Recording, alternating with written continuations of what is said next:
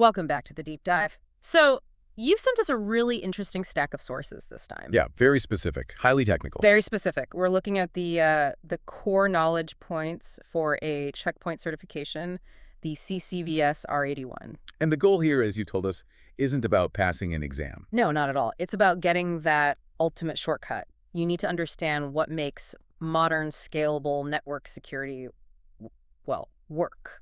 That's our mission for this deep dive. We are jumping into Checkpoint's virtual system extension, or VSX, architecture. VSX.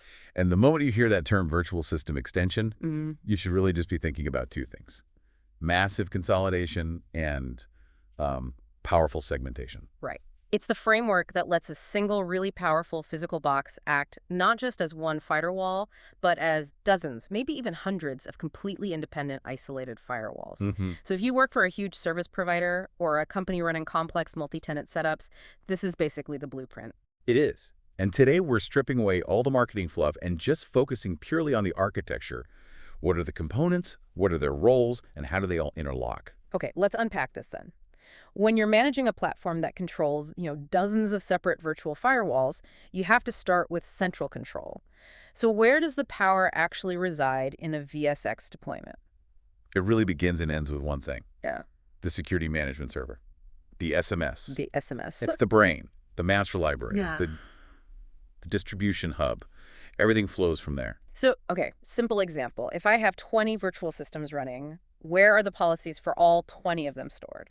They're all centrally stored on the SMS. All of them. Every single one. And this is crucial. The SMS doesn't just store the policy packages and all the configuration objects. It's also responsible for pushing those policy packages out to the specific virtual system they belong to. The gateway itself is just the vehicle. Wait a second.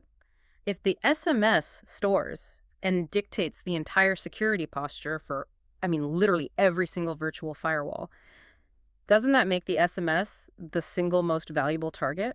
It does. You're consolidating all your risk into one management entity. That raises an absolutely essential point about governance, right? Yeah. The centralization is what allows for this incredible scale and consistent policy enforcement. But it also means that that management infrastructure has to be secured to the highest possible degree. Because if you control the SMS, you control everything: the firewall rules, the VPN settings, the lot. It's a trade-off then. You get massive efficiency, but you take on a massive security responsibility. That's the deal. Understood. Now let's talk about the physical gateway itself, the box that's actually running all these virtual systems. It's not just a blank slate, is it?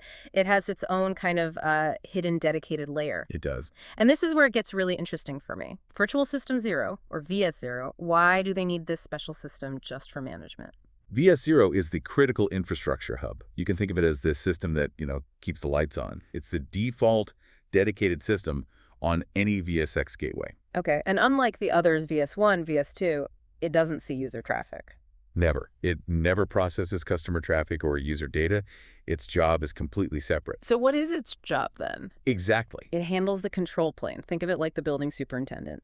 Its main function is management communication, making sure the gateway can talk to the security management server, handling routing for the infrastructure itself, and managing all that control plane traffic. So if VS0 goes down, the individual virtual systems might still be processing traffic based on their last known policy, but they become deaf and mute. They can't get new policy updates. They can't send logs.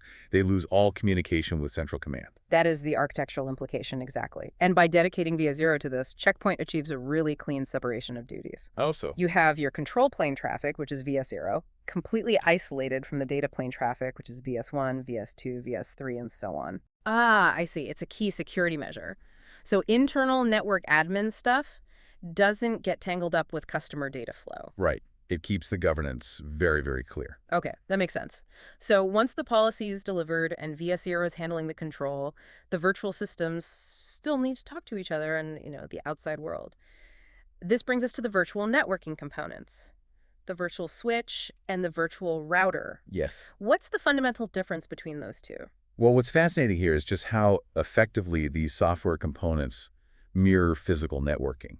It lets you build these really complex topologies all inside a single box. So give us the breakdown on the virtual switch first. The virtual switch, or VSW, operates at layer 2, the data link layer. Layer 2. Yeah. Its whole function is just connectivity. It connects virtual systems to each other, or it connects a virtual system to an external physical port. It's like a super efficient internal switch moving data packets around based on MC addresses. It maximizes your hardware efficiency because you don't need more physical ports. So the VSW is for connecting the dots. It's just handling the logistics, the volume of communication inside the VSX gateway. Pretty much. Then the virtual router, the VR, that must be the decision maker. Precisely. The virtual router is layer 3. Its main purpose is to let multiple virtual systems share routing information and a common path to external networks. So instead of VS1, VS2, and VS3 all having to know the complex route to the same ISP. Exactly. The VR handles that complex path definition once. The other virtual systems just use it. It really simplifies the network design while still keeping that logical separation inside the box. It sounds like the VR is the postal service handling the complex addresses, and the VSW is just the internal mailroom sorting the letters. That's a great analogy. It simplifies operations, but it still guarantees the isolation that each virtual firewall needs. Okay, so now we have the foundational pieces. Let's shift to the why.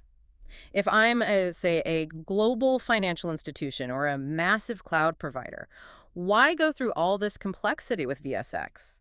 What are the mandatory requirements that let me spin up a new virtual system that acts truly, completely independently? Right. When you define a new virtual system, you have to define two things to guarantee that independence.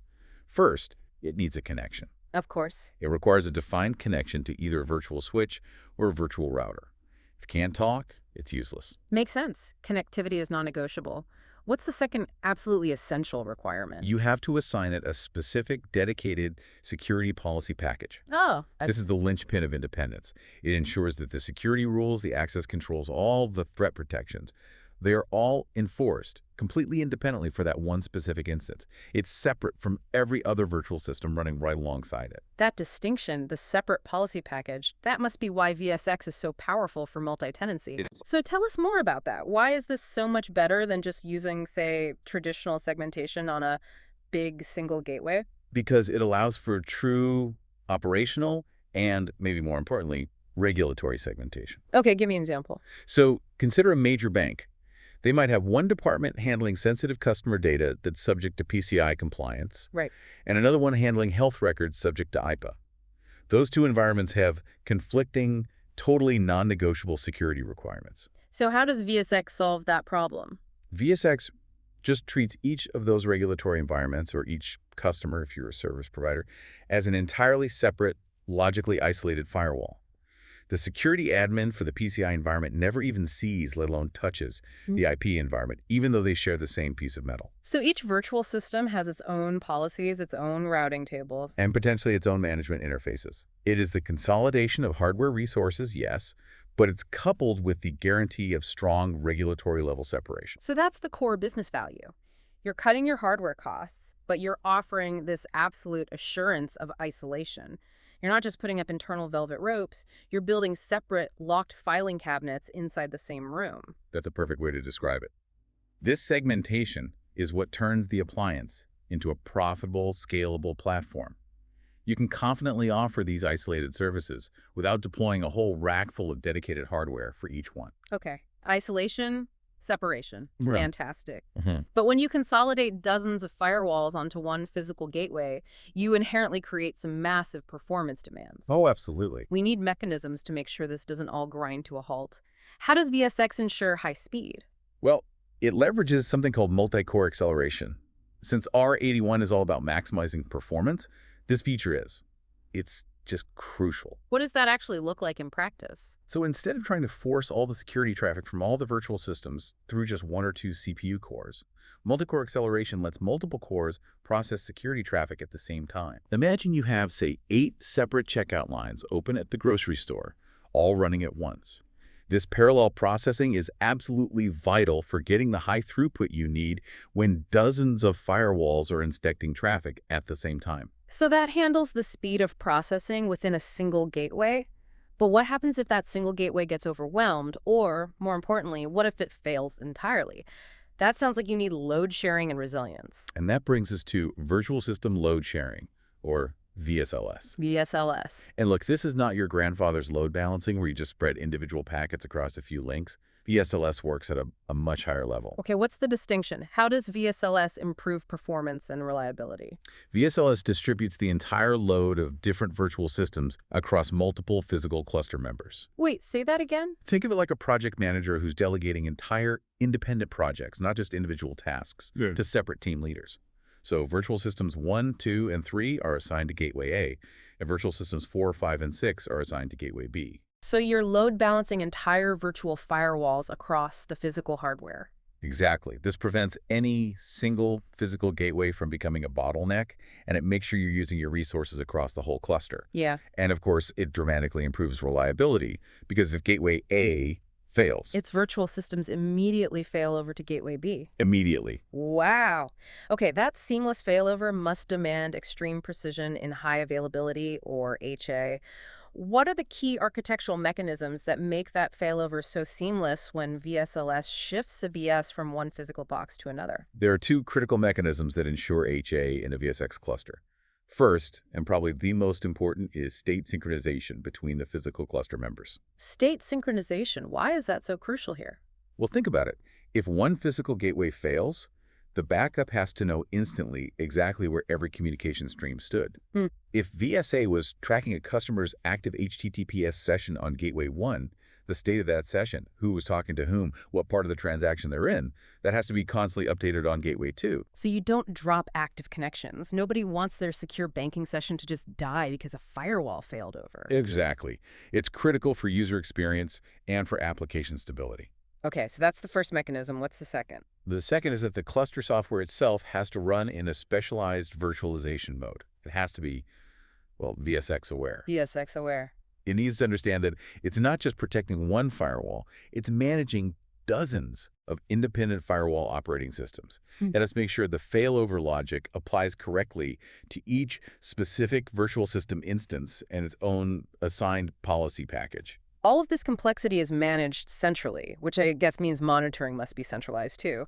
If I'm running 50 virtual systems and each one is generating logs for its own policies, where do all those security events end up? Right, so despite all the strong physical and logical separation, all the logs generated by any specific virtual system, whether it's allowed traffic, block threats, whatever, they are all funneled back to the security management server. So if I'm the administrator for VS10, I don't log into some local console on the gateway. Correct. You log into the central management application, and you view those logs within the main logs and monitoring tabs. Which simplifies auditing and compliance. Enormously. It keeps the administration consolidated, and it means logs aren't scattered all over the place. Thank you for joining us for this deep dive into VSX architecture. We'll catch you next time.